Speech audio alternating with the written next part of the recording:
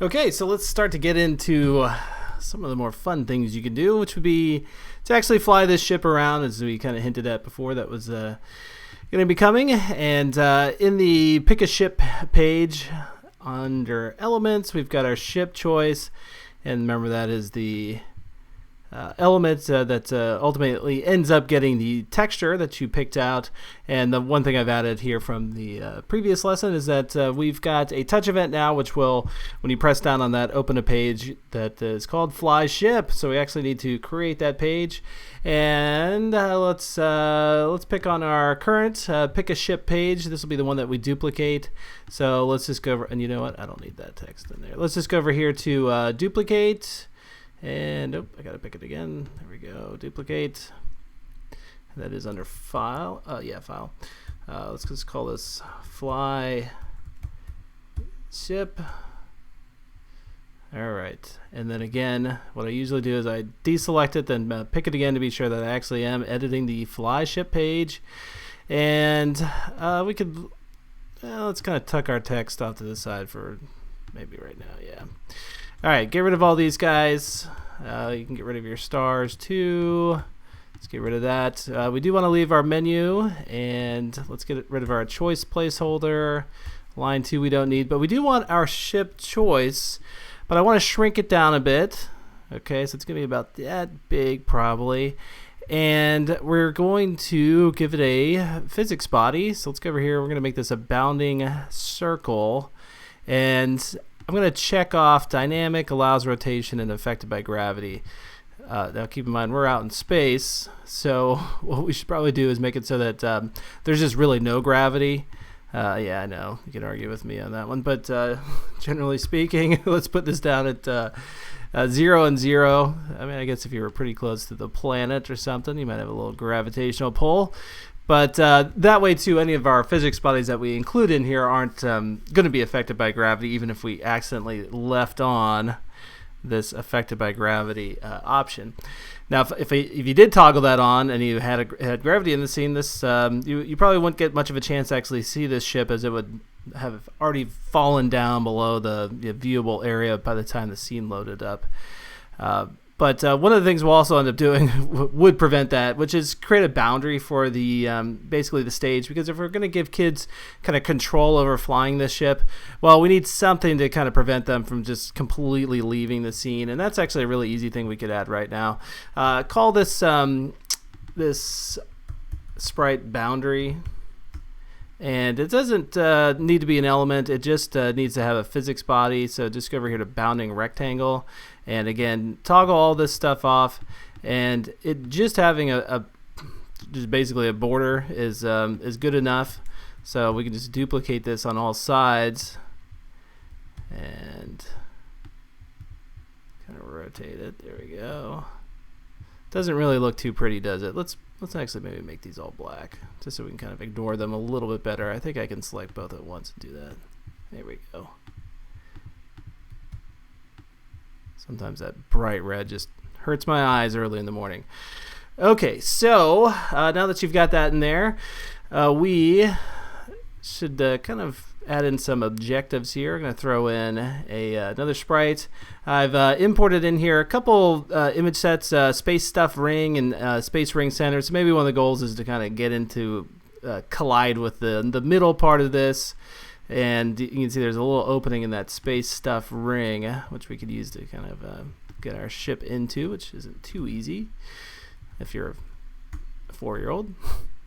And I'm going to actually just call the name of this outer ring instead of space stuff. Let's go over here and make it an element. And then on the, I'll just go ahead and duplicate it for the next one. So this was space ring center. There we go. And let's call this inner ring. All right, and let's move it over a tad. Oh, thanks eBay for intruding. There we go. All right. Now let's give the outer ring a physics body. So I'm going to go over here. give it a alpha mask. And what I've done in this source image is there's, if you look at it in the asset catalog, you should be able to see it. You see how it's a little, there's kind of this, 10% alpha, just kind of blackness surrounding the entire ring. It's kind of making a donut with a bite out of it.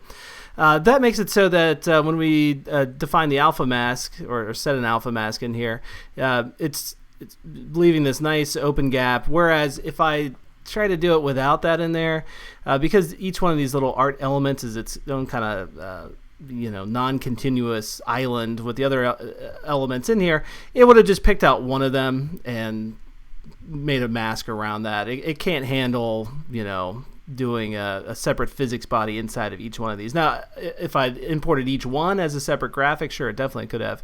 So this is a good solution to kind of just leave this nice opening, and then we can kind of fly our ship through into that. Of course, though, let's make it a little bit harder for the wee ones out there. And we'll take our outer ring and let's rotate it. Do I already have a rotation in here? I do. You know what? Let's just go ahead and cut that off of there. I'm going to paste it into the outer ring. And you know what? If you're kind of watching these videos non-linearly, maybe I should show you how to just do this from scratch. We'll just drag that out. There we go. So we've got our rotation. If you were to click the animate button, you'd see that goes pretty quick, a little too quick for a kid to be able to kind of navigate their ship in. So let's set the duration to something kind of high like 19, and then the degrees, we do want this to always be continually rotating, so we're going to set that at 360 degrees. And then you can see now this would make it a little bit easier. So if you're kind of hovering over here, you tap a few times, and it's going to get the ship on into the inside. And we'll figure out what exactly that means in a little bit. But the basic setup is now here, of course, we need to make our ship actually move around. And that's going to involve adding in some directional controls. That'll be done by a couple of dummy nodes. So let's go ahead and yet again just use a color sprite. And set that. I could have just copied one of the other ones, couldn't I? Oops. You'll notice sometimes if you have use the touchpad, you end up rotating by accident. All right, let's go ahead and undo that. Okay, so let's call this one right, as in if you press over here, you're going to go right.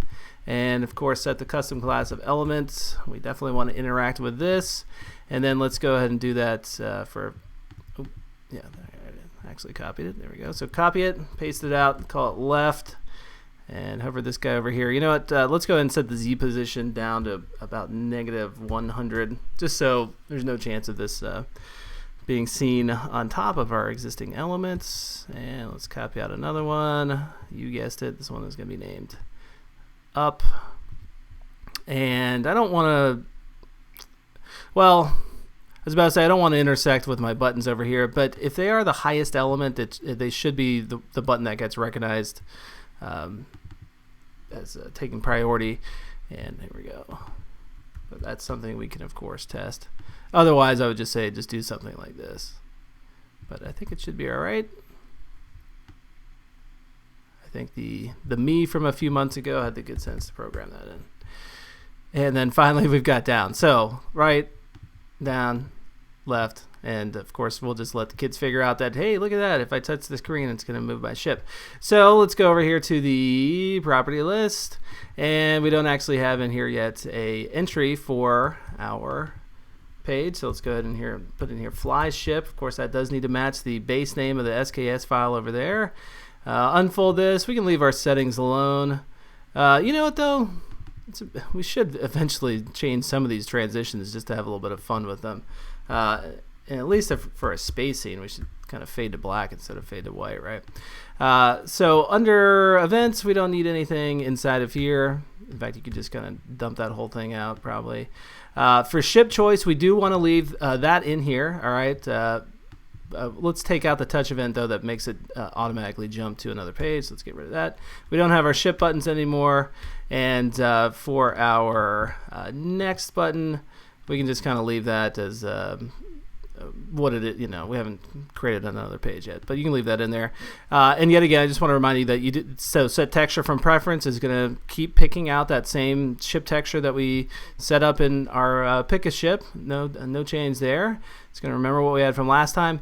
So let's get our buttons in. And if you want to just copy one of the ones you've already got up, there we go. Let's get rid of that. And we do want to add in here a touch event. Could be touch event or touch up event, doesn't really matter. I'd say for this probably touch event, so as soon as they click down or press down, it's going to do something. You'll see that right away. And then let's apply an impulse, and that's a physics term, to the ship. So to do this, first off, let's look at the documentation real fast. You can find all of your physics events. Well, some of them. Just about, well, physics, I should say. You can find all of your physics events here, okay? But you've also got some physics properties inside of your general property list article for the element. But so if you scroll down here under event properties, there you go. You can find physics events. And the one that we're going to pick on over here is going to be our impulse vector, because this applies a bit more force to the object than the force vector. This is kind of, I would say, maybe the more wimpy one of the two. And but if you just want to get an idea of some of the other things you can do, just obviously spend a little bit of time on this page. And the setup for this is to type, let me put in here, impulse vector. So impulse vector. And because we need to define both the vector and who it's going to apply to, this does need to be a dictionary, so we can get a key and a value in here. And the key is going to be who we want to apply the vector to, so that's going to be our ship choice. And then the vector is set up in a what I call like an XY string format. So it's got this squiggly bracket, and then you're going to put in here your X value and your Y value, comma separated, and then your closing bracket. And what that does code-wise is it just creates a vector out of this. And there's a few other times in the kit where you do something like this with the CG point value. So in this case, we just want to put in here a 0 for the X, all right, because we're moving up, so we're not going to go anywhere on the X-axis.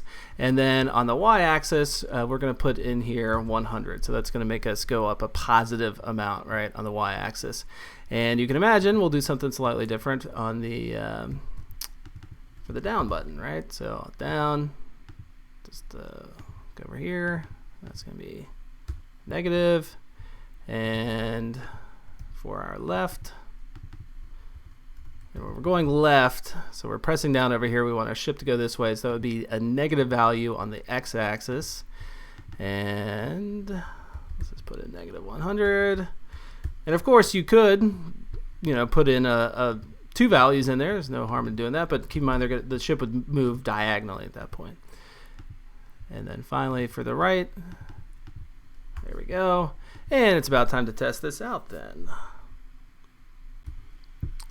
Oh, and I forgot one small thing. Go back over here to your scene file and be sure, because now that we're applying a physics impulse to the ship, be sure that you have dynamic in there, because what that does is it allows the object to be part of the physics simulation. And actually, if you wanted, you could put allows rotation in here too, which would make it so that physics bodies bumping against the ship are going to allow it to be rotated, basically.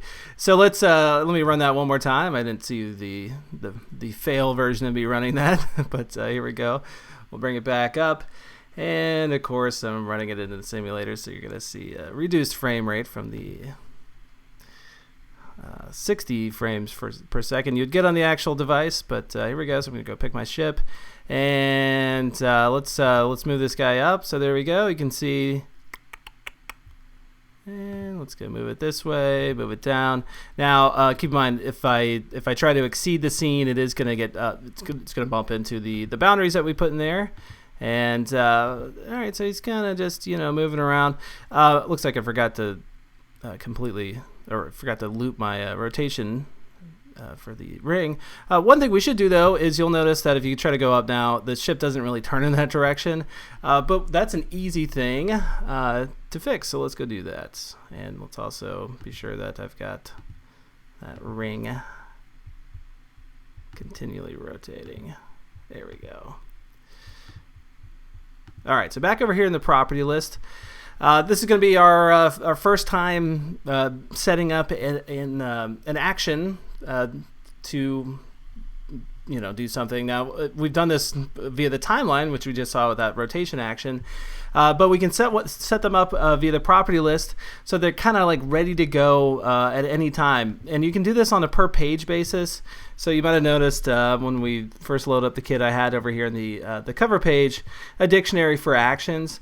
But the action that we're going to set up, where we rotate the ship in 4 directions, is something that you might want to do just over and over again, especially if you are going to have multiple pages where the your ship's flying around. So what we could do is we could set this up in the root, okay, just kind of like where there's certain elements that we want to like reuse over and over again. Same thing with actions. So what we get to do here is just add the plus sign and make up whatever action name that we want to call this. So in this case, let's just call it rotate up, and this is going to be a dictionary. Let's unfold this, and before I get started in here, let's take a look in the documentation of where you can find all the properties for your actions. So you got a article here called "Composing and Running Actions from the Property List." And there is an alternative way to run actions via the property list, but not setting them up through here. But this is really one of the most reliable ways, and it also lets you do something that's kind of cool in that you can run actions, and then when the action is done, it can call other events, any other events, which could be to run another action. So you can kind of daisy chain them basically. But let me just show you guys some of the common properties for actions. You've got a wait property, a duration property, ease, and you can see the possible values over here. Whether or not you want that property to reverse. Some actions you can reverse, some you can't, but rotate would be one of them. So you could rotate to a particular angle and go back. And then how many times you want that to repeat. And then again, the events that I described. So this is a kind of a typical example where you've got your main property of what you're going to do. So in this case, maybe scale, and then these are your common ones that you can use with many other actions. So wait would be, if you wanted to delay the start of the action, the duration. This is an obvious one, how long it's going to take. Easing. A lot of times I ease out actions. I think it just looks nice. So the one that we're going to pick on is going to be our rotation action, and you can see you got a couple ways to rotate. You can rotate to a specific angle, or you can rotate by, which would be it's always going to rotate by that amount every time you press it. So maybe just 10 degrees, so it's always going to add 10 degrees. And so you can see all the other ones over here. Move kind of works the same way. You can move by, or you can move to a particular CG point location, fade, and you can even animate textures too. So spend some time on that page, but let's continue with the video. And we are going to rotate to a specific angle. So this is going to be a number that we set in here, and when we rotate up, we're actually just going to go to 0, all right, which is what we're at already. But this will get us back to that if we've moved. And you don't have to put in all those properties that I just showed you. So for example, we just really need a duration, and if you want to be a little bit fancy about it, you can put in here the ease, and this is going to be a string value where we set this to ease out. And again, you've got ease in, linear, and also ease in out as your possible options. So let's just go ahead and copy this a few times. So we're going to put in here down, and if I could select that. Too much coffee, abort. Stop the tutorial. Okay, so rotate down. This is going to be negative 180, and then for rotate left, we're going to go 90, and then for rotate right, we're going negative 90. And come to think of it, I think just a positive 180 would do the same thing, but that's all right. So back over here where we fly our ship, let's unfold our elements again. So now when we want to go up, unfold the touch event. So we're going to apply not only an impulse vector, but we're now going to run an action too. So I'm just going to copy and paste that dictionary, unfold this. And the key is going to be the action that you want to run. So rotate up. So there you go. There's the matching name for that. Rotate up. And then the object or objects that you, or I should say element and elements that you want to apply this to. So we've only got one, so we're just going to leave this as a string, and that's going to be our ship choice.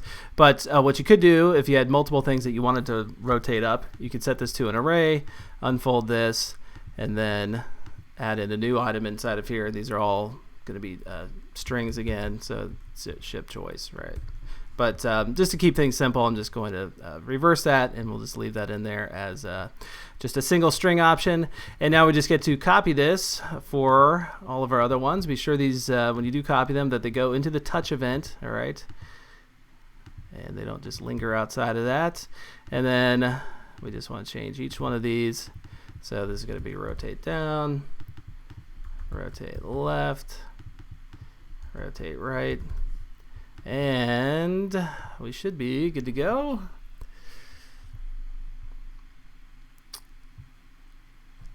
I'm going to pause. Okay, I'm back, and I picked out a different ship this time. So let's go to the right, and you can see, look at that, it rotates in that particular direction. So that is a really nice thing to combine with the allows rotation, because then you can kind of, let other objects offset its rotation, but then you can always get back to a specific, so if I try to keep bumping into this up here, well, I think after a while it would rotate me, I guess not. But yeah, so, the objective could be to try to get inside of this ring right here. Oh, look at that, I did it. But, there's plenty more that we could add to this. Oh, you know what, I think I've bumped into the ring, and I think I've moved it a little bit. Oh, that's kind of fun. Did not mean to do that. I must have left this as possibly dynamic. Oh, that could add to this. That could really make it kind of fun, too. Didn't even think about that. So yeah, obviously there's a lot you could do here, and let's continue in a new video where we'll talk about maybe making the ship collide with stars or something like that. So the objective is really to pick up a bunch of stars, and maybe when you get to a certain number of them, I don't know, something else happens. Blah blah blah. We'll figure it out in the next video.